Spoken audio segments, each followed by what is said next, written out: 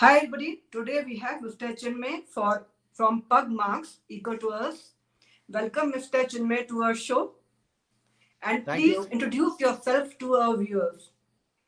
Thank you, Anuradha. It's a pleasure to be on your show.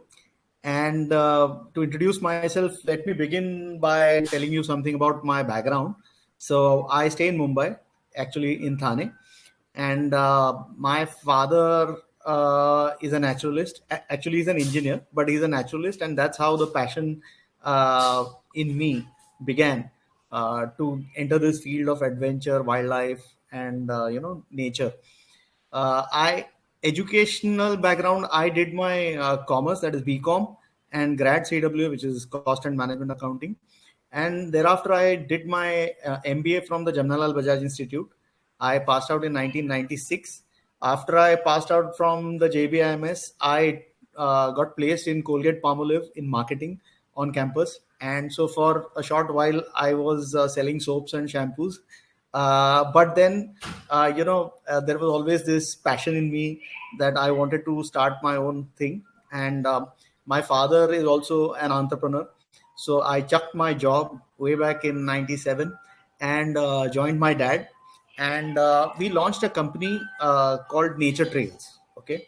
So this Nature Trails, I ran this company for almost 20 years. Nature Trails is a company which still exists. It's in the business of resorts, So we have around. Nature Trails owns four adventure resorts around Mumbai. So I ran that business for almost 20 years, along with my father, and then later on, on my own. Uh, Till 2016, we owned that business. In 2016, I sold the company to Sterling Holidays, which is a subsidiary of Thomas Cook India, and which in turn is a subsidiary of Fairfax. So I sold that business in 2016, and I continued to run it for them till 2019. That is June 2019. That was last year, and after which they have taken over the management of that business. And my journey in Pugmarks began in 2012. Okay, so Pugmarks Eco Tours is a company which was founded in 1999 by three partners, Mr. Anirudh Chowji, Mr. and Mrs. Gupte in Pune. And we were close associates. And in 2012, I acquired a majority stake in Pugmarks. And today, I continue to own and run the company Pugmarks. And so, although, like I told you earlier, I have sold Nature Trails, but I still continue to own Pugmarks. And Pugmarks is a very unique company. Pugmarks, you can refer the website. It is pugmarks123.com. Uh, so basically, our mission in Pugmarks is to uh, identify and sensitize the youth towards conservation, and to give them or to develop their personality skills and leadership skills through the outdoors. So we conduct camps, summer camps, winter camps, and other vacation camps for young kids across the country and internationally. And in fact, April, May, and June is one of the main prime seasons for us in Pugmarks. Is it only for young children or is it only also for corporates? So basically, I would put it like this, that a majority of the businesses aim for young people, because we are a brand known for this. In our geographies, that is Mumbai, Pune, and Maharashtra, we are a pioneer in this, and we are a brand known for this. So primarily, it's that. But after the summer season is over, during the rest of the year, we also do a lot of corporate programs, and we do school camps, and we do outings for FITs and families. So it's not, but I would say that the mainstay is the summer camps for kids. Okay. So every year we have more than 100 departures across the country and internationally. And For school going children. So these are not school children. I mean, these are school going children, but they don't come through the schools. These are like independent camps where, like we announce our schedule sometime around October, and October or November every year. And then these camps happen in April, May, and June. So, like, suppose you want to, Anuradha, send your child to Pugmarks, on a Pugmarks camp, then you can enroll him or her in our program. So we have like hundreds of departures, so you can choose whatever is So, suitable. And suppose I'm sending my children out to your camps. yes, What kind of personality development can I expect once my child has come back? Because these people are at a very impressionable age. So, what yes. inputs you would give?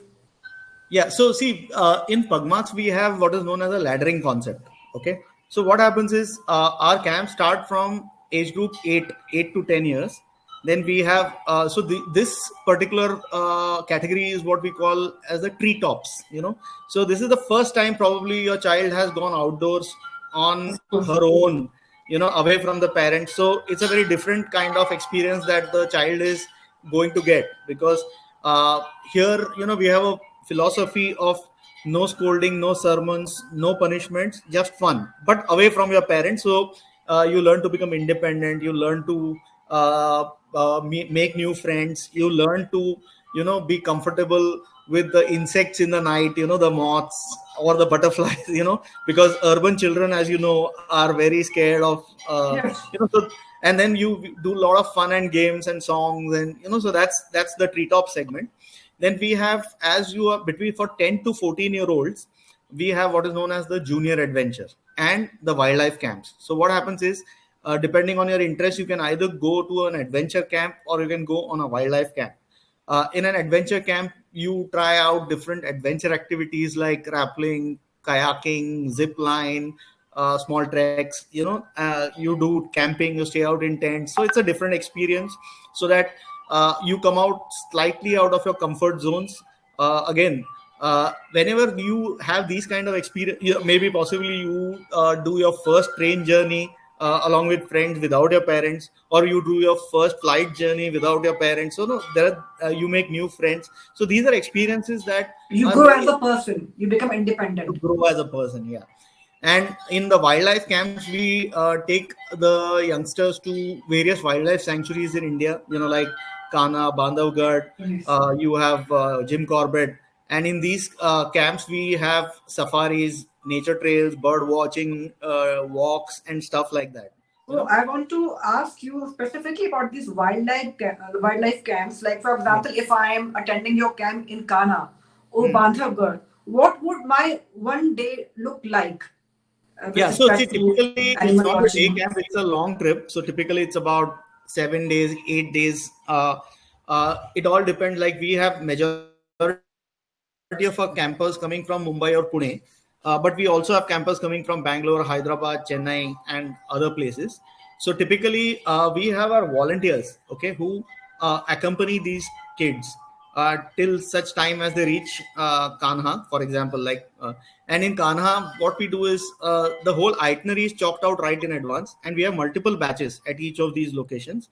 So what happens is, typically we have a mix of safaris. That is, in any of our wildlife camps, we have at least 4 safaris, and then we have other activities like guided walks, nature walks in the buffer zones. We also have a series of activities known as the jungle detective, where see, urban children are not exposed to wildlife or nature. So to give them an idea about the biodiversity in that location, the habitats that are there are conflicts between man and animal, these kind of conflicts, the setting of the wildlife protection laws in India, all these things are what we actually give them an exposure to. And we try to sensitize them to conservation, the need for conservation, and why we should protect our environment. So that is what So happens are in you the able to spot tigers easily in all these parks? Look, nobody can guarantee spotting tigers, but see, we always emphasize that if you're planning to come on a wildlife camp, don't come only for the tiger. The tiger is just one of the species, but typically we also carry bird lists along with us. So we have many of our campers have or volunteers have been on that same camp in the past. So we generate bird lists. So we have field guides. So the campers are able to identify hundreds of birds that they can see over their entire program. We identify moths, butterflies. We are able to identify pug marks, in the ground. Then we also in certain cases where it's possible, teach them how to set up camera traps, see the images of the wild animals. Sometimes we ask them to sit up on machans in the night so that they can experience the wildlife in That's its very natural brave. habitat. That's Yeah. very brave to sit in the machan. No, obviously we have to take into account all the safety precautions, and and it's always in conjunction with the forest department. So it's never that. But in fact, many of our volunteers or our pagmakers assist the forest department more specifically in Tadoba in training the local guides there. So that's also one of the things that we've been doing. You are So talking about wildlife conservation, like you are sensitizing children towards this particular area. yeah. So, have you done any work towards wildlife conservation or the children trained in your camp? I would like to know something about the contribution which may have happened through Uh, Pagmak towards. Yeah, so see, the children are too young to be sent alone in the forest, but many of our volunteers, in Pagmaks, we have about 300 to 400 volunteers who Okay. are active Okay. and who have been trained by us in conducting these camps. And these are typically college students who become a volunteer with us once they're sometime around the 11th standard, and they remain do volunteering with us till they pass out of college and then move on to their careers. So these volunteers, we encourage them to go to various wildlife sanctuaries and take up projects in association with forest department. So, for example, if you go to Tadoba, one of the ex-founders of Pagmaks, Mr. Anirudh Chowji, he is a biologist now at Tadoba. And in Tadoba, we have trained, along with Anirudh, and many of our volunteers have trained many local naturalists, local guides, in order to train them so that they are able to make a living. And that's very important. If you want to conserve wildlife, having sustainable livelihood Sustainability. for the people Correct. living in the nearby buffer areas is very important. So these are the kind of activities that we have done. There are other ways also that we help conservation. So, for example, many of our batches every year go to a place called Mukteshwar in Uttarakhand.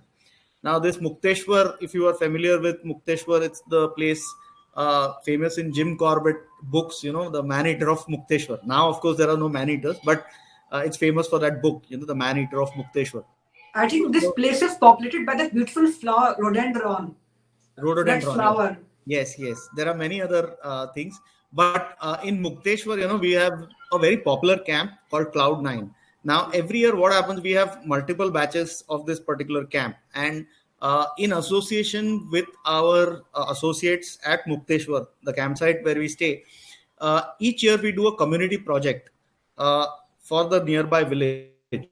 So, like every year we have like 8 to 10 batches of say 30 to 40 kids, and each batch does some work in that project. And by the end of the whole season, we have completed the whole project. Like for example, we have done the fencing for the school, we have built a toilet for the school. So there are a lot of such community projects that we do in the camping season with our campers, including having lunch with the villagers inside their houses, so that they're exposed and are sensitized to the realities and the challenges and the fun of the wilderness. So these are the things that we encourage. How can the students follow a career like you with respect to training? You have seen your father was a naturalist and he has a very wonderful career in this. So, for young children, is there any place where they can go and get training to become fully fledged involved in wildlife, especially in these, Uh, Bandhavgarh, Ranthambore? Yeah, so see, officially, if you see, I mean, the best way to get trained is that if you are interested, you can take up zoology or botany in your graduate studies, that is after your 12th standard, and you become a BSc in zoology or botany. And then once you finish that, there are several alternatives in India, like the Wildlife Institute of India. There are many other places where you can go, and in fact, there are a lot of courses which are offering degrees in environmental sciences, in India now. One of the other but that's after your graduation, but if you're interested in this and you want to be passionate about, if you are passionate about conservation and nature, one of the ways that we have helped many of the people is that we run what is known as a volunteer training program, okay, in Pugmarks. This volunteer training program commences in July every year, and it goes on till December it goes on till February. And in this volunteer training program, we train the volunteers in safety, first aid, wildlife, adventure, camp management, team building activities, and fun and games. And you become part of this big network, social network, the Pugmark social network of volunteers. We have Very nice. Very over nice. the last several years, we have trained more than 800 volunteers. Wow. In That's a huge number. That's a huge number. And many of our volunteers, after doing the volunteer training program with us and then doing their graduation in college and projects and camping with Pugmarks and the experiences that they've got with Pugmarks, have gone on to do have amazing careers. Like, for example, PhD in Trinity College in Cambridge. We have had people who have gone to the London School of Economics and done conflict management. We have got people who have done PhD in many American universities in environmental sciences. Plus, of course, there are normal, people have gone on to do business careers as well. It's not only, but in fact, one of our volunteers has started his own NGO, so this is the kind of impact that camping with Pugmarks or volunteering with Pugmarks has on youngsters. So I want to now climb down from the mountains and let's move on to the Ganges. You're talking about rafting on Ganges. So as a school children or as a corporate, do I need to learn to swim? Because this may require some special skills due to the rapid flow of water, etc. Yeah. So see, obviously, when you go as a participant in a camp, it's not mandatory that you need to know swimming. Okay. Because obviously, whenever you're put in the raft, what we follow the protocols laid down by the Adventure Tour Operators Association of India. The Adventure Tour Operators Association of India has issued guidelines, safety guidelines for all the adventure activities that are carried out in India, and we follow those to the T. So before you get into rafting, you have to wear all the personal protective equipment, which includes your life jacket, helmet, and many other things. Also, you have to have a thorough safety briefing, a drill, all these mandatory things. And then obviously we check the background medical vitals of that participant. And only if we find that those things are suitable, we allow you to get into the water. But having said that, swimming is not mandatory for rafting unless you want to become a rafting guide, or you want to. If you want to become a rafting guide, obviously, not only swimming, you have to do a 5-day life-saving skills course, which is compulsory. So that's a different level. But as a participant, it's not mandatory that you need to know swimming. So where do you do this rafting in Ganges? In Rishikesh only, or At any other place? At Rishikesh. Rishikesh. Because of the speed of water. There are different ways in which we do the rafting on the Ganga. So typically, our program is a 3-day program. So we start in Dev Prayag. So Dev Prayag. So we have 3 full days of rafting. And each day you have to raft around 7 to 8 hours. That's a lot. That's a lot. It's great fun in ice cold water. And it's not that you just, while you're rafting, you're not just sitting in the raft. You have to actually do the paddling and understand the commands of the guide and go according to the team plan. So you start in Dev Prayag on day 1, and then on the 3rd day you end up at Rishikesh. That's how it happens. We also do rafting in Maharashtra on the Kundalika River, which is a perennial river. You can do rafting throughout the year there. We also do rafting in Dandeli, and so there are multiple places where we do the rafting. And we also do it in Manali and in Ladakh in the Danskar River. So we have been touching upon how once the school children attend your program, they grow as person. Let's talk about corporate people who are going to offices. They are under a lot of stress. So suppose I am working in an organization and coming to attend your program. What difference would it make to my life with respect to wellness? How would I feel generally feel once I finish your rafting camp or your Ranthambore camp?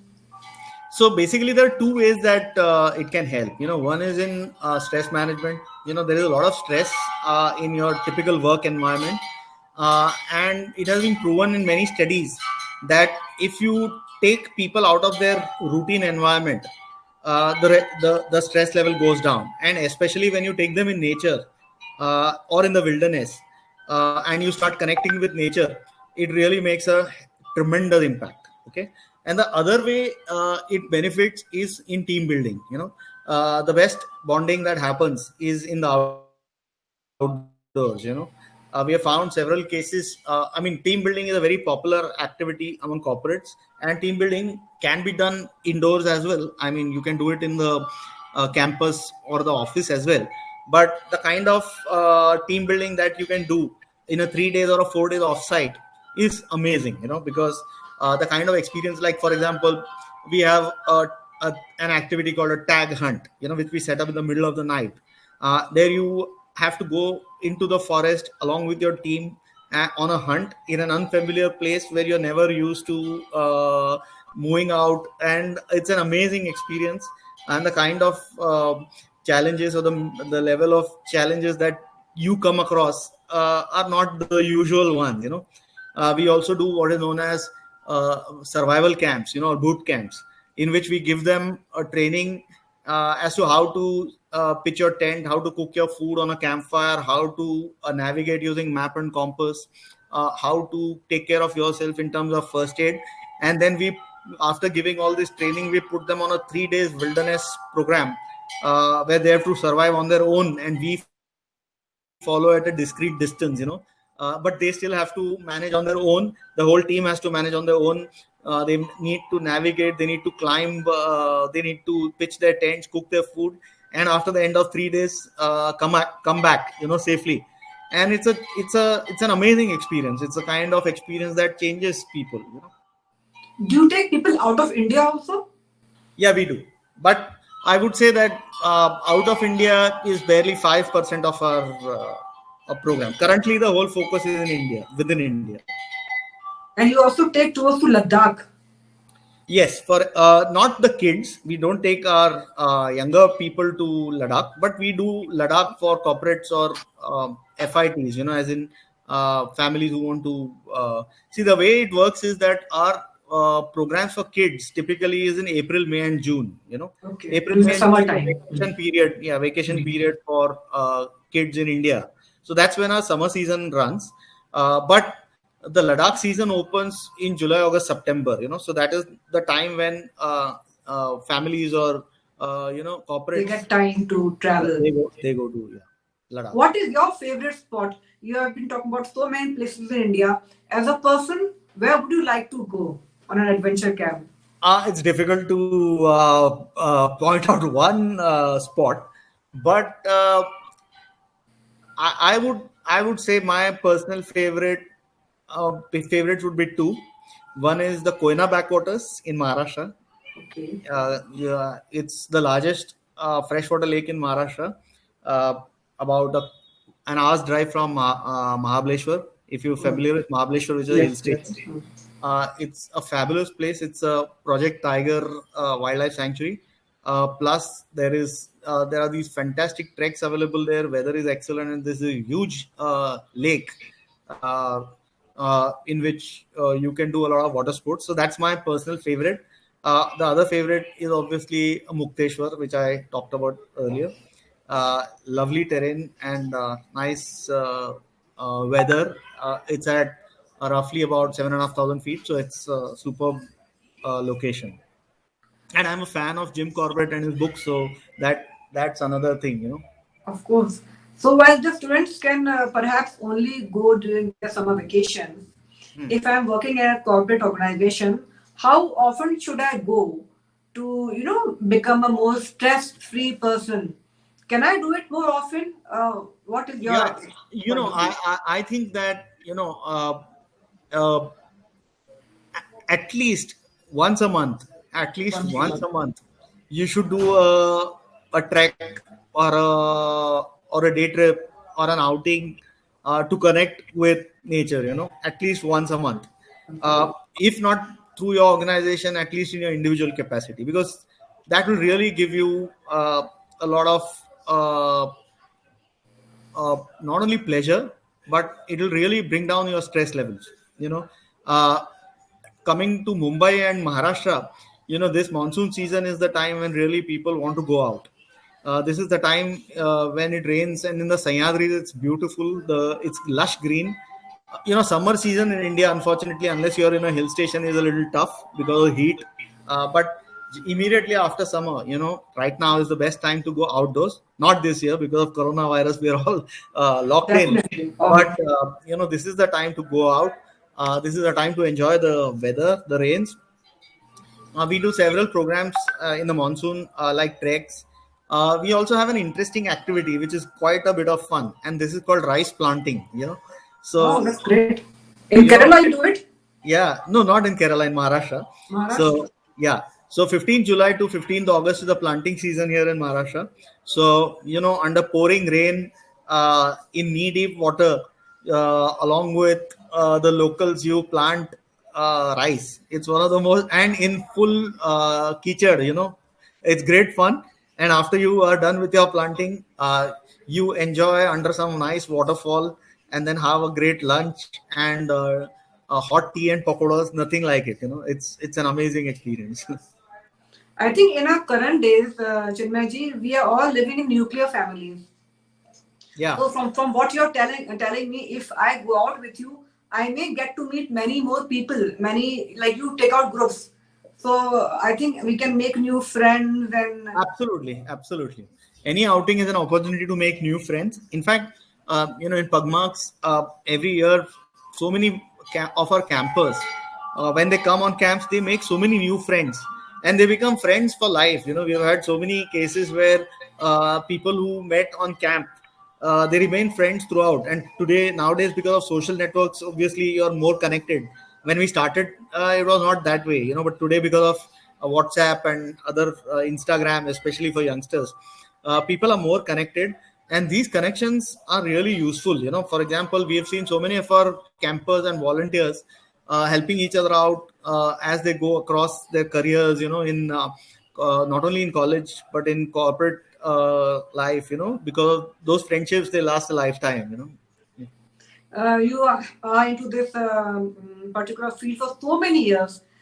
Can you share some interesting anecdotes from your journey? Anything which is fresh in your mind and very exciting related to your adventure camps? Well, I mean, there are several experiences, but nature always comes up with challenges, and any challenge, especially in the outdoors, is a big test, of your personality. Like, I mean, there are several instances. Like, for example, uh, uh, when you do Himalayan treks, uh, suddenly it starts raining. You're staying in tents at a high altitude, and suddenly it starts raining like hell, and you really have to ensure that each and every participant is safe, your volunteers are safe. And sometimes it so happens that you have to descend to your lower camp, just to ensure that your safety is not compromised. So it's a experience that you may not see otherwise. We have had cases where uh, there's a wild elephant. Elephants, especially in places like which are close to the wildlife sanctuaries, they do go out into the nearby villages and fields and stuff like that. So we have had cases where there has been an elephant coming into camp, or a leopard, for that. Not that, I mean, you see the leopard in the camp. These are experiences that are thrilling and very, very difficult. uh, I remember, when I was very young, and my father, as I told you, used to take us on these trips in various wildlife parks. One of the experiences that I recollect is that, we used to have lots of snakes at home, and including cobras. And in those days, because my father was a a naturalist, and he was a life member of the Bombay Natural History Society. And on behalf of the Bombay Natural History Society, he had organized these snake exhibitions. Snake exhibitions to educate people about snakes and other reptiles, and ensure that people are not scared, and they are not they to take out the myths about snakes and various other myths. So we used to, before the snake exhibition, a lot of snakes used to be in our house, uh, because they were to be taken there the next day. And those experiences are something. I've handled snakes, pythons in my hand when I was like 7 years old. Those experiences are something unique. You cannot recreate those in a typical urban environment. Absolutely. How exciting it must have been to hold a python in your hand. Yeah. So, do your people, the children who go out with you in camps, do they also get such opportunities to have close interaction with animals, or they see the animals from a distance only? See, we don't encourage close encounters with animals. Wild animals are wild animals after all. Absolutely. But it does happen occasionally that you have a chameleon coming into your camp, and then volunteers make it a point of letting the children see it closely, interacting from a distance, but interacting with chameleons or such insects. Sometimes an activity called pond dipping, where in there are ponds, stagnant ponds, which attract a lot of insects, small waders, water birds, and stuff like that. So that is a great activity that we encourage our children to do, where they see the life that is there, and we try to explain the interaction of various parts of the ecosystem. It's not just how the whole ecosystem interacts with each other is also an important part of the whole experience. So I have one last question for you. Yeah. Are into so many things in adventure camps.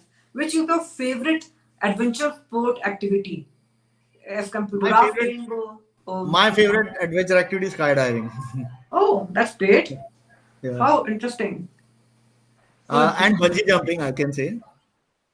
Do you teach also, or you just do it? No, we don't teach bungee jumping and skydiving. But I mean, I've personally done these activities, but we don't teach them to our campus. These activities take a lot of time and effort, and of course, these are professional adventure sports. These are not to be done solo on your own, unless you have the certification and the training. Okay. Fine.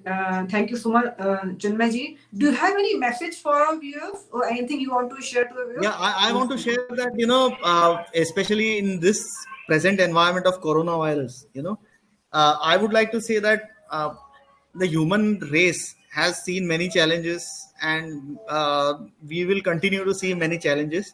And coronavirus is just one of those challenges. I have seen a lot of people feeling depressed or feeling fearful about the future. So my message would be this: that challenges come and challenges go, but human race has learned to survive and overcome all these challenges. And as individuals, we are much stronger and much capable to move on and overcome any challenges. And even if your studies may be disrupted, even if your work may be disrupted, even if your family life may have been disrupted because of the lockdowns or because of the coronavirus or any other such things, it's just a temporary phase. And I'm sure that after 6 months or 8 months, we would be back to normal and have overcome these challenges. So that's my message to people who are listening to you. Thank you so much, Chinmay ji. I learned so much from you today about being positive, about being hopeful for the future. I'm sure my viewers are also enjoying listening to you. Thank you so much for your time, and I hope to meet you again soon. Thank you, Anuradha. Thank you so much.